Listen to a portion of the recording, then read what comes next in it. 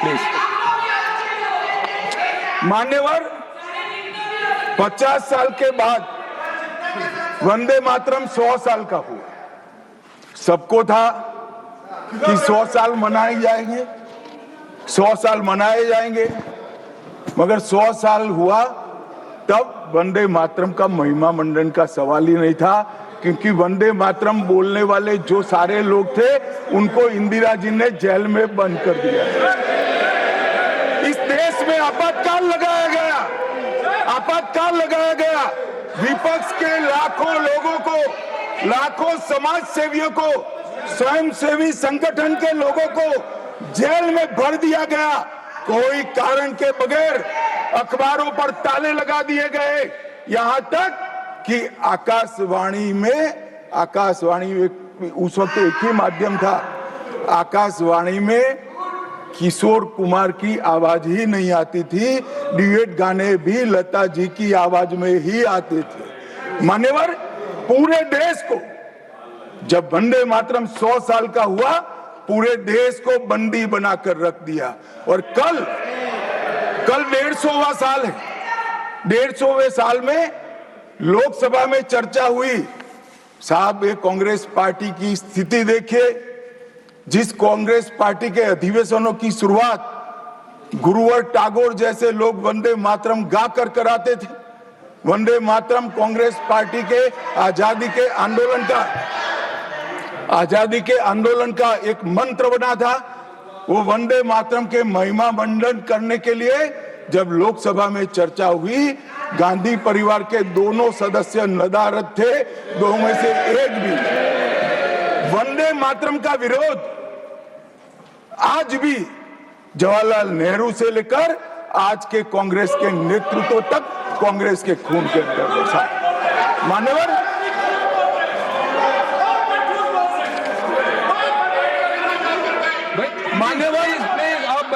Please आप बैठिए। मान्यवर, मैं तथ्यों के आधार पर कहता हूं, कांग्रेस पार्टी की एक नेत्री ने कांग्रेस बैठ जाओ रामदास।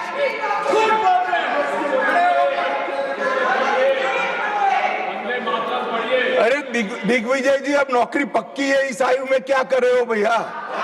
अब नहीं जाएगी नौकरी। मान्यवर, मैं जो कह रहा हूं वो रिकॉर्ड का हिस्सा सदन का। मान्यवर, दूसरे सदन की चर्चा में कांग्रेस पार्टी की एक प्रमुख नेत्री ने कहा है कि वंदे मातरम की आज चर्चा की कोई जरूरत नहीं है।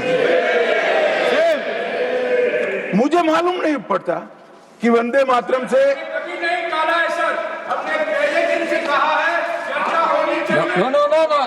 रमेश जी क्या कहा? जयराम रमेश जी प्लीज बैठिए, प्लीज आप बैठिए जी। साहब, माननीय सदस्य जयराम जी का प्रॉब्लम है कि वो सिर्फ विपक्ष की ही बात सुनते हैं, अपने नेताओं की बात को सुनते नहीं है। मैंने ऐसा नहीं कहा, आपने कहा है।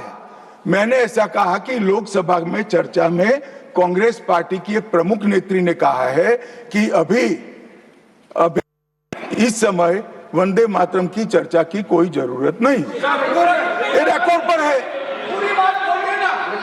रिकॉर्ड पर।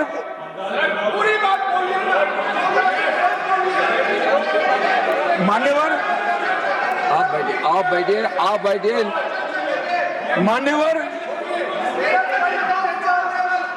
मान्यवर, जिस गीत को, जिस गान को महात्मा गांधी ने राष्ट्र की शुद्धतम आत्मा से जुड़ा हुआ गीत कहा, बिपिन चंद्र पाल ने एक राष्ट्र धर्म है जिसमें राष्ट्रभक्ति और कर्तव्य दोनों समाहित है, जिसकी अभिव्यक्ति वंदे मातरम करता है, वो वंदे मातरम का टुकड़ा करने का काम भी कांग्रेस पार्टी ने किया था।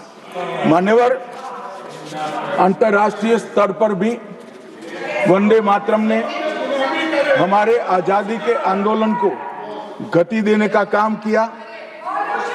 श्याम जी कृष्ण वर्मा, मैडम भिखाजी कामा और वीर सावरकर ने जो भारत का त्रिवर्ण ध्वज निर्मित किया था, उस पर स्वर्णिम अक्षर में एक ही नाम था, वंदे मातरम। मान्यवर, बर्लिन के ओलंपिक्स में भी 1936 में गुलामी के कालखंड में भी जब हमारे हॉकी की टीम को, हमारी टीम को उत्साह की जरूरत थी, प्रेरणा की जरूरत थी, कोच ने लाइन में खड़े कर भावपूर्ण तरीके से वंदे मातरम का गान किया और हम गोल्ड मेडल जीतकर आ गए। मान्यवर, भारतीय जनता पार्टी की रचना हुई तब से हमारी तो पार्टी की रचना ही सांस्कृतिक राष्ट्रवाद और ये देश अपने मूल संस्कृति के आधार पर, मूल विचारों के आधार पर चलना चाहिए, पाश्चात्य संस्कृति के आधार पर नहीं चलना चाहिए। इसीलिए हमारी पार्टी की स्थापना थी। मान्यवर, इस संसद में वंदे मातरम के गान को बंद करा दिया है।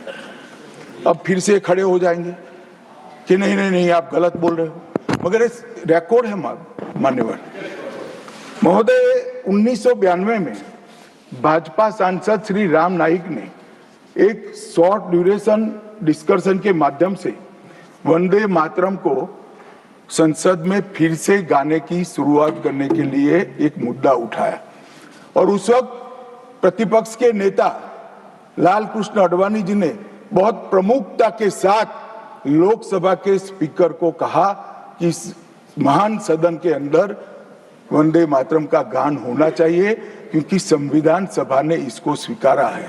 और फिर लोकसभा ने सर्वानुमत से 1992 में वंदे मातरम के गान की शुरुआत की। मान्यवर, हम जब वंदे मातरम की गान की शुरुआत कर रहे थे उस वक्त भी, मैं नाम देना नहीं चाहता वरना औचित्य के सवाल उठाएंगे, कुछ टेक्निकल मुद्दे उठाएंगे, मगर इंडिया अलायंस के ढेर सारे लोगों ने, मेरे पास नाम की सूची है, इनको आपत्ति नहीं हो तो मैं पढ़ सकता हूं, ढेर सारे लोगों ने कहा था कि हम वंदे मातरम नहीं गाएंगे, ना बोल दिया। और मैंने मेरी आंख से देखा है कई सारे सदस्य वंदे मातरम होता है तो वंदे मातरम के गान के पहले संसद में बैठे होते हैं तो भी खड़े होकर बाहर चले जाते हैं। मैं आपको विश्वास से कह सकता हूं मान्यवर, ये कह रहे हैं कि कांग्रेस पार्टी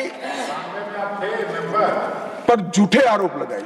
मैं विश्वास से कह रहा हूं, भारतीय जनता पार्टी का एक भी सदस्य वंदे मातरम के गान के वक्त सम्मान के साथ खड़ा न हो, ऐसा हो ही नहीं सकता, क्योंकि वंदे मातरम के गान के प्रति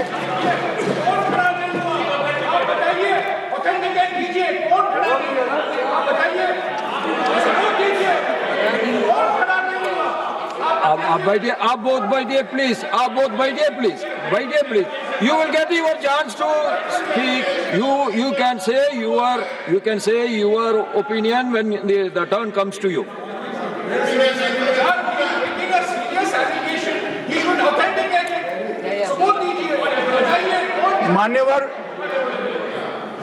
मान्यवर, अरे सुनो तो, बोल क्या करते हो भैया, मुझे सुनो तो। मान्यवर, सम्मानीय सदस्य जी ने कहा है कि कौन कौन कांग्रेस पार्टी के लोगों ने वंदे मातरम नहीं गाने के लिए स्टेटमेंट दिया है और संसद के वक्त बाहर चले गए हैं। मैं इसकी सूची आज शाम होने के पहले सदन के पटल पर रख दूंगा। मेरा विनंती है कि वो कांग्रेस सदस्यों के नाम इस चर्चा का हिस्सा करने के लिए आप आदेश करिएगा। इस सदन की चर्चा के रिकॉर्ड पर रहना चाहिए कि कांग्रेस पार्टी के सदस्य वंदे मातरम का विरोध करते हैं। इस देश की जनता इनको जाननी चाहिए। मान्यवर, मैं दे देता हूं, दिग्विजय सिंह पढ़ लीजिएगा।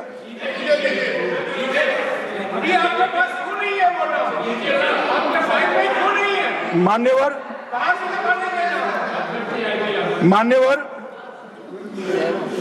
वंदे बंकिम चंद्र चटर्जी की, चट्टोपाध्याय जी की 130वीं जयंती पर हमारी सरकार ने, डाक विभाग ने एक स्टैंप जारी किया।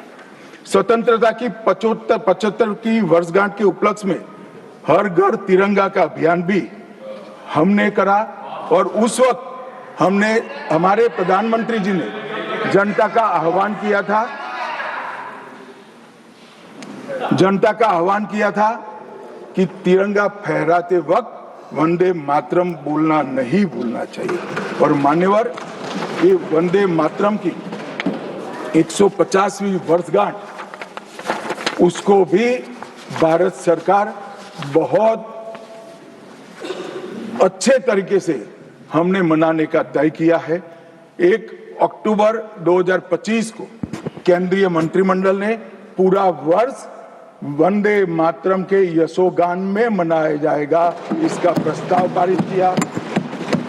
24 अक्टूबर 25 को राष्ट्रीय और अंतर्राष्ट्रीय स्तर पर समन्वयित कार्यक्रमों की रूपरेखा तय की गई।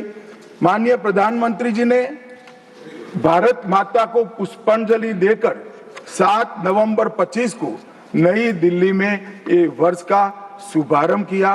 उसका चरण 1 नवंबर में हो चुका है, चरण 2 जनवरी 26 में होगा, चरण 3 अगस्त 26 में होगा और चरण 4 नवंबर 26 में होगा। स्मारक डाक टिकट का वो भी हम जारी कर चुके हैं, सिक्का भी जारी कर चुके हैं। वंदे मातरम नाद एकम रूप अनेकम ऐसे शीर्षक से 75 वादकों द्वारा विशेष सांस्कृतिक प्रस्तुतिकरण की रचना भी हो चुकी है और सुबह 10 बजे उस दिन 7 नवंबर को देश भर में सामूहिक वंदे मातरम का गान भी भारत सरकार के आह्वान पर देश की जनता ने किया। मान्यवर, वंदे मातरम के 150 वर्ष इसकी डॉक्यूमेंट्री और प्रदर्शनी बनाई गई है हर जिला सेंटर पर, और हो सके तो तहसील सेंटर पर उसको दिखाया जाएगा। डिजिटल मोड पर करोड़ों लोगों को वो प्रदर्शनी भी भेजी जाएगी। ऑल इंडिया रेडियो, दूरदर्शन और FM चैनलों पर विशेष कार्यक्रमों को प्रसारित करने का हमने आयोजन किया है। प्रेस सूचना ब्यूरो द्वारा टायर T2 और टायर 3 शहरों में चर्चा सभाएं का आयोजन होने वाला है। सभी भारतीय दूतावासों में वंदे मातरम आधारित सांस्कृतिक संध्याएं आयोजित होने वाली है। Vande Mataram salute to mother earth के तहत वृक्षारोपण अभियान चालू है। हाईवे पर देशभक्ति आधारित वंदे मातरम के इतिहास को दर्शाते हुए भित्ति चित्र भी हम रखने वाले हैं। रेलवे स्टेशन और हवाई अड्डों पर LED डिस्प्ले के माध्यम से सार्वजनिक घोषणा भी होगी और वंदे मातरम और बंकिम चंद्र चट्टोपाध्याय जी पर 25 लघु फिल्में 1-1 मिनट की बनाने का भी हमने शुरुआत कर लिया है। मान्यवर, देश के प्रधानमंत्री जी ने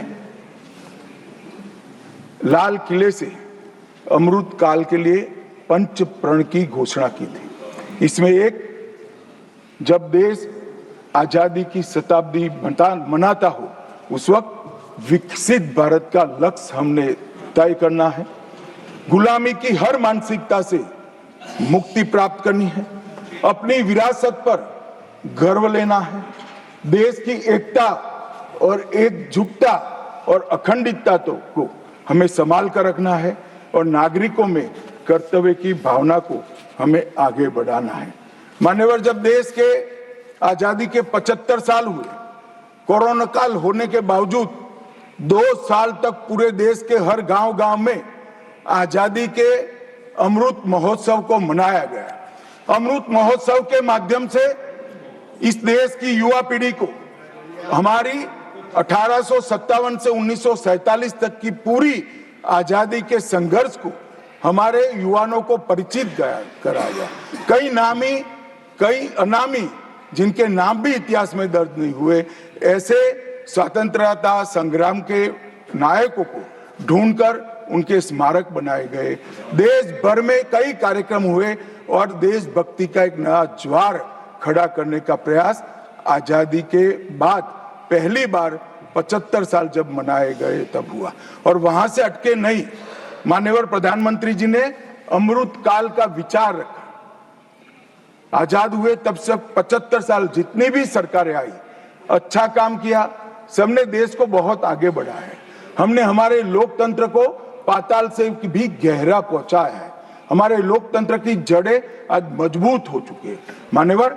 मगर 75 से 100 साल का एक कालखंड अमृत काल के रूप में इसका नामकरण प्रधानमंत्री नरेंद्र मोदी जी ने करा और देश के युवाओं के सामने एक संकल्प रखा मान्यवर कि आजादी का अमृत महोत्सव से आजादी की शताब्दी तक ये जो पूरा कालखंड है वो देश को महान बनाने का कालखंड के रूप में हम उसको चैलेंज के रूप में लेंगे, एक चुनौती के रूप में लेंगे। और जब आजादी की शताब्दी मनाई जाएगी, ये देश पूरे विश्व में हर क्षेत्र में नंबर 1 पर होगा। ऐसे देश की और मान्यवर संकल्प आज प्रधानमंत्री जी का अकेले का नहीं है, कोई एक पॉलिटिकल पार्टी का नहीं है।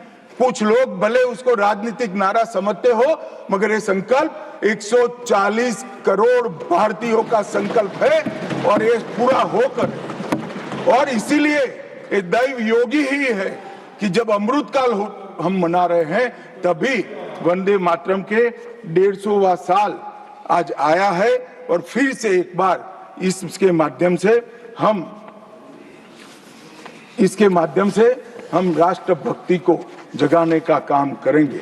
मान्यवर, मैंने पहले भी कहा कि वंदे मातरम काल बाह्य कभी नहीं होगा। उसकी रचना हुई तब भी उसकी इतनी ही जरूरत थी जितनी आज है।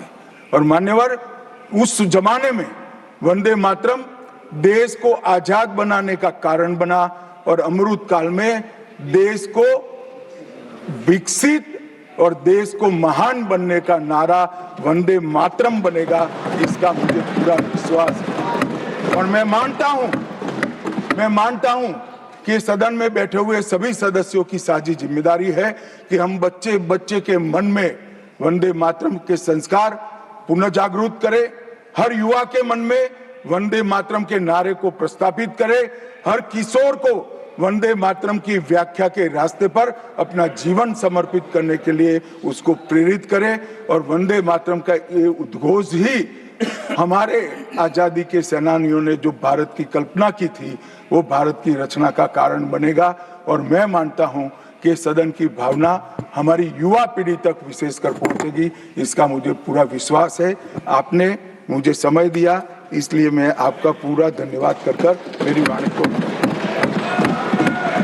श्रीमान मल्लिकार्जुन खड़गे जी।